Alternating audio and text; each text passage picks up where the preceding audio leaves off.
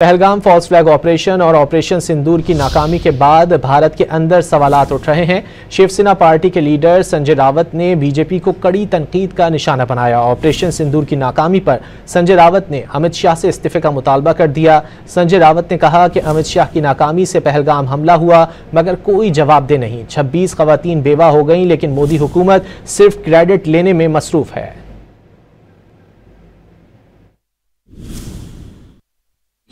जो आतंकवादी तो शायद बीजेपी में प्रवेश किया होगा, इसलिए पकड़े नहीं जाते।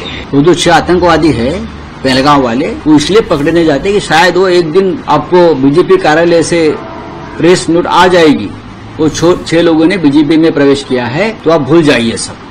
पहलगाम फॉल्स फ्लैग ऑपरेशन और ऑपरेशन सिंदूर की नाकामी के बाद भारत के अंदर सवालात उठ रहे हैं। शिवसेना पार्टी के लीडर संजय रावत ने बीजेपी को कड़ी तनकीद का निशाना बनाया। ऑपरेशन सिंदूर की नाकामी पर संजय रावत ने अमित शाह से इस्तीफे का मुतालबा कर दिया। संजय रावत ने कहा कि अमित शाह की नाकामी से पहलगाम हमला हुआ मगर कोई जवाबदेह नहीं। 26 खवातीन बेवा हो गई लेकिन मोदी हुकूमत सिर्फ क्रेडिट लेने में मसरूफ है।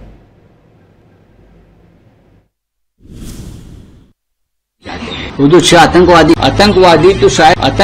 तो शायद बीजेपी में प्रवेश किया होगा, इसलिए पकड़े नहीं जाते। वो जो 6 आतंकवादी है पहलगाम वाले, वो इसलिए पकड़े नहीं जाते कि शायद वो एक दिन आपको बीजेपी कार्यालय से प्रेस नोट आ जाएगी, वो 6 लोगों ने बीजेपी में प्रवेश किया है, तो आप भूल जाइए सब।